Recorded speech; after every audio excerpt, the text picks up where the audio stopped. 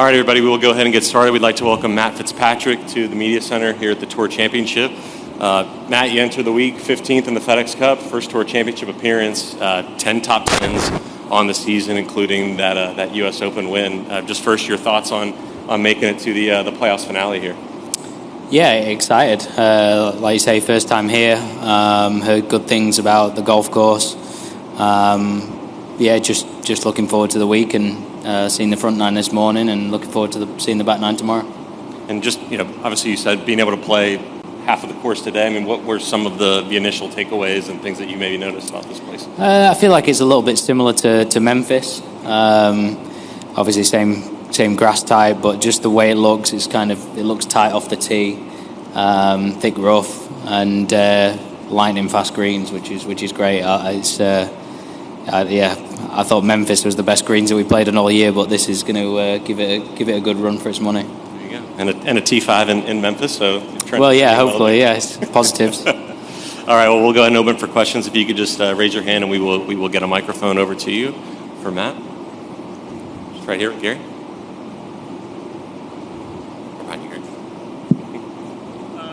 Matthew, what are your thoughts about the handicap start format, and have you ever played anything, a professional tournament like that before? No, never played anything like it. I mean, I don't know who's on one shot ahead of me. I don't know who it is. But I feel like the guy that finished 6th and I finished 15th, I think that's right. I'm right in thinking that he's only one shot ahead of me.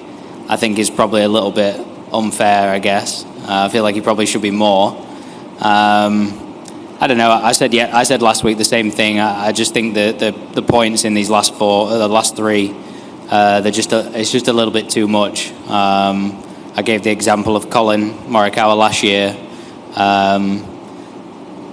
going into the playoffs second or whatever he was, had a phenomenal season, and I actually spoke to him about it last week, and he defended it. He defended it, which I was surprised about.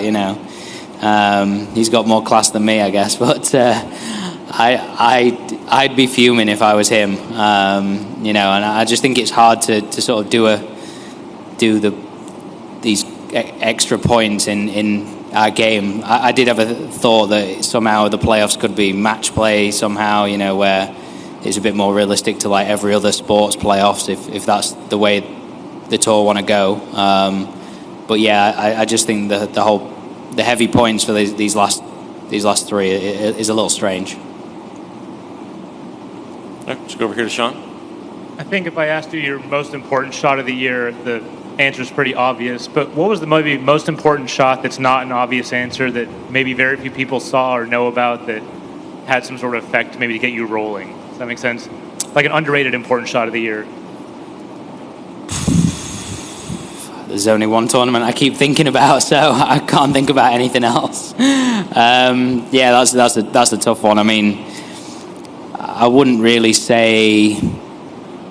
I would say maybe this year, realistically, I've had a couple of chances to win, US Open and USPGA, and then maybe one other somewhere. On the whole, I wouldn't really say that I've had as many chances to win. So there's nothing kind of really that stands out to me.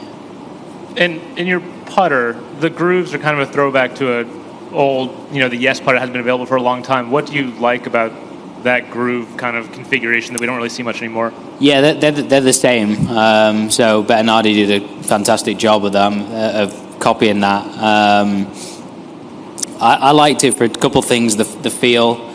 If I just picked up a regular blade putter without any milling, it feels very fast off that putter. Mine feels a little bit softer. Not only that, though, for me, when I've hit putts with just a regular faced putter, I feel like it slides on the face a lot. Like if I, maybe don't quite strike it perfectly, I feel like it slides off in a direction. With the C groove that I have, it's I feel like it helps start it on line much better. So. Good. All right, Matt, we're just going to go over here to Steve Hummer. Yeah, Matthew, I guess there's 9 first-timers here. Would have been 10, not a goodly number. I don't know if you see that. Does that say anything about the state of kind of the turnover in the tour, or is there any message there? Yeah, I guess. I guess some of the guys have gone to that other thing over there.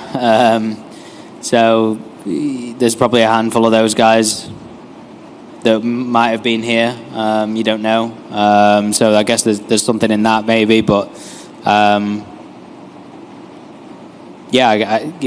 was speaking to someone last week about the average age of players now is dropped dramatically, and guys are winning younger, and I think that kind of